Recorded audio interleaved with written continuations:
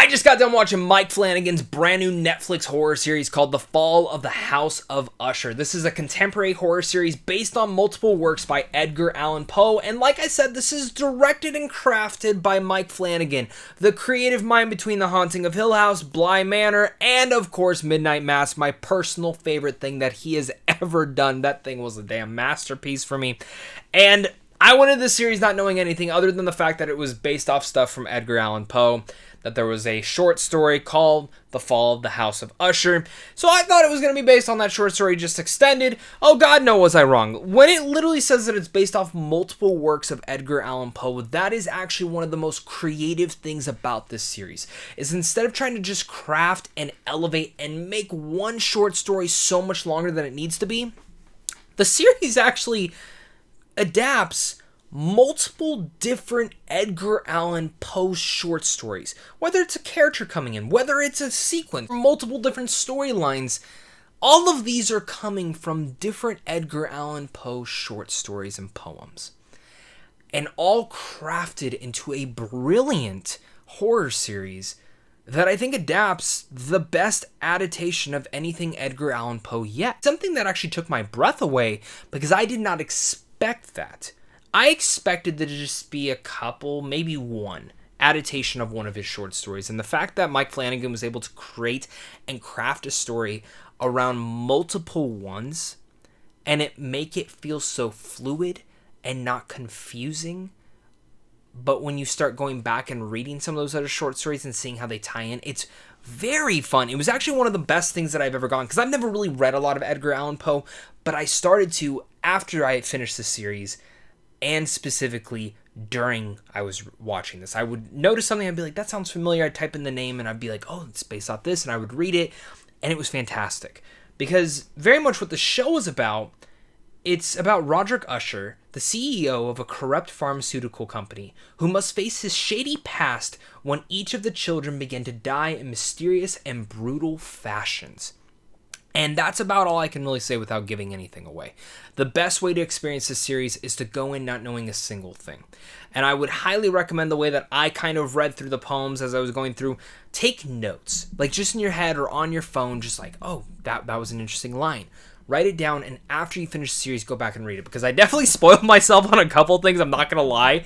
There are certain sequences and like short stories and poems that I read, and I would be like, oh, that's interesting. Then I like watch the next episode, and something from that happens, and even the ending of certain things happens. I was like, oh yeah, I kind of saw that coming after I'd read the short story. So I understand it's based off those. That's my fault, but I really think it's a fascinating thing to see how Mike Flanagan was able to tie that all together, and I really can't come far away without saying how much I love this series and how incredible I thought it was. And personally, for me, it's my second favorite thing that he's ever crafted for television thus far, and I definitely want to hear your guys' thoughts down below in the comment section on what your favorite Mike Flanagan project is so far, movie, television. Share it down below. Are you excited for the series? Are you not? I got to check it out pretty damn early. It releases the week of October 12th, so you should absolutely save some time that weekend to binge through this on Netflix. It's very, very good.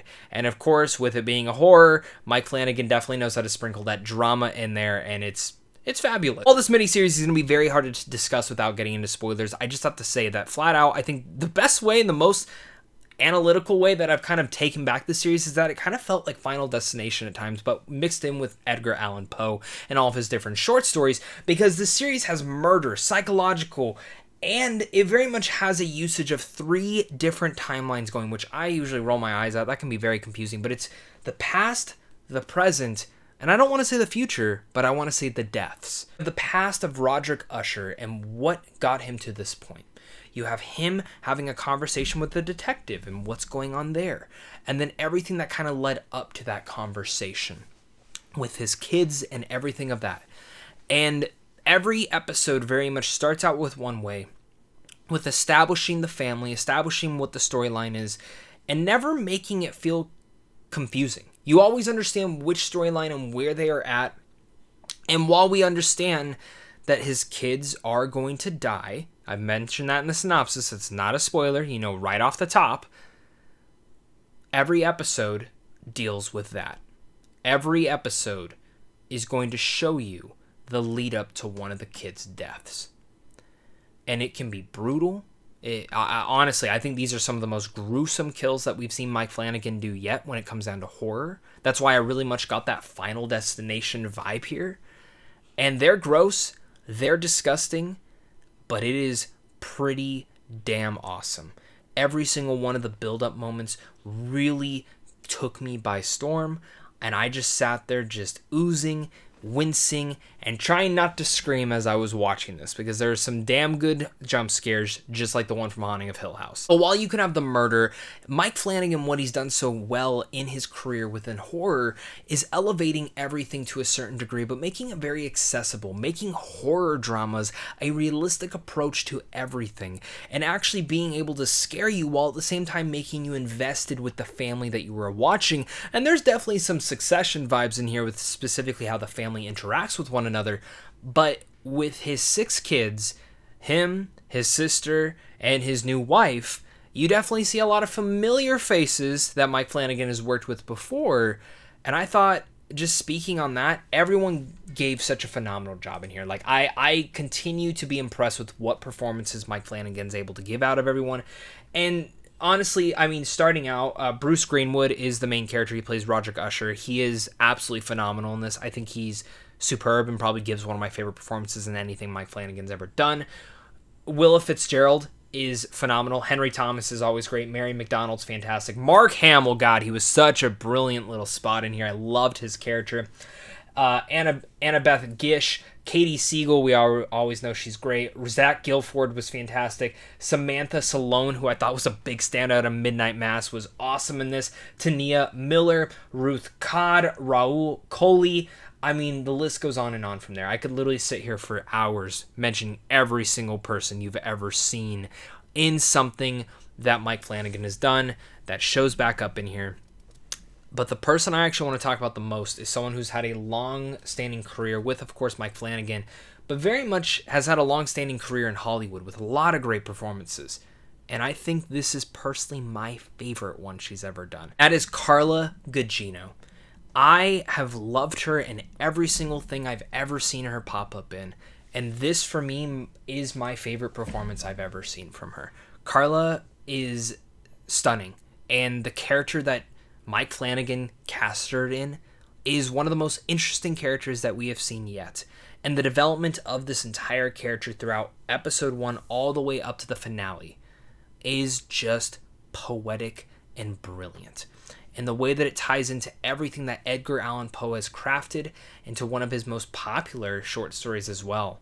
I just personally found myself riveted by her performance. And when you, as a fan, if you're a fan of Edgar Allan Poe, experience this show and get to that point, and when you understand everything and when it all comes to fruition, you're going to flip out. And if you're someone who's not that, but then starts to do research, you're going to love it. By the time you finish the show and then go back and you're going to be like, this is brilliant. And alongside that, if you're not one of those people, you don't really care. You're just going to get taken back and be like, this is fantastic. And that's always been one thing that I really love that Mike Flanagan's always done with his horror properties, is he crafts horror that is very much renowned and understood, but always has a nice little twist to it. And Carla's character is very much all of that. And it all dives back into the psychological nature that she gives to this all. And then speaking about a technical aspect, the sound design in this show just continues to be top notch. The cinematography as well is phenomenal. Mike Flanagan always shoots excellent made horror, and one of my favorite shots in anything Flanagan has ever done is very much inside this miniseries. There's just one shot that has been living in the back of my head that's in the finale that I think it's one of his best things he's ever done. It's very eerie as well. I think, again, like I mentioned, some of the jump scares are just as good as the one from Haunting of Hill House. But on top of that, it's not just the jump scares that are so damn good. It really much is, for me, a lot of the horror drama that is pertained within here and how beautiful and poetic it all can be. In the end of the day, it is that psychological nature that really gets to me. It's that eeriness. And while jump scares aren't the things that stick with me, it's the prosthetics, it's the blood, it's the gore, it's the certain imagery that Mike Flanagan is able to give to you that could be something so simple, but just sticks with you forever. I mentioned that the kills in this are absolutely Mike Flanagan's strongest that we've ever seen yet. For me, what is actually his strongest aspect in here, and while I still think Midnight Mass And I think even Haunting of Hill House still has some of the strongest writing when it comes to twists and turns. I have to still be completely blown away by how incredible the usage of Edgar Allan Poe's original short story and the rest of the story, taking the ideas and putting it into modern day setting, feels so poetic and honestly really beautiful in the way that it was all crafted. It's something that I've never seen a director or writer do before, and Mike Flanagan really just took it by storm. Oh yeah, of course, Mike Flanagan does it again. But that is where I do want to get to my issue. I have one issue that holds this entire series back, and it's not a game changer. It's not going to ruin the series for you, but it is one thing that kind of held me back from actually wanting to binge the entire series within the first few episodes, is the show can be a little bit repetitive in its nature. You know someone's going to die, and it can be that game of, oh, who's going to do it, and you easily figure out what the order is. You easily figure out, oh, who it's going to be about, and you can easily guess how they're going to die. The repetitiveness did get a little bit weary in the first 3-4 episodes. I was still intrigued by everything else, but it was just that one thing with the way that every single episode would kind of pertain. I'd be like, oh, okay, I saw that coming. By the time you get to the middle half, it kind of changes course and kind of gets rid of that repetitiveness. So it really is only the first few episodes, but besides that, if it wasn't for those, I think this would be top tier and maybe even tied with Midnight Mass. I was honestly floored by watching this. I absolutely loved The Fall of the House of Usher. This is one of those series that I cannot wait to rewatch. I love rewatching Mike Flanagan's work, and again, specifically the way that he ties in horror and drama is fantastic. Carla's performance in here is one of my favorites of her entire career, and personally for me, out of all the time she's worked with Mike Flanagan, this is for me my favorite character she's ever played. And the same thing goes for every other one of the actors involved in here. Everyone is always phenomenal. Everything's always top tier. If you're needing something to watch this Halloween season, this series is for you. So with all that said, I'm going to give The Fall of the House of Usher an A-. Once again, guys, for watching this, make sure to hit that like and subscribe button, comment down below your guys' thoughts. What's your favorite Mike Flanagan piece of work? And of course, until next time, stay classy.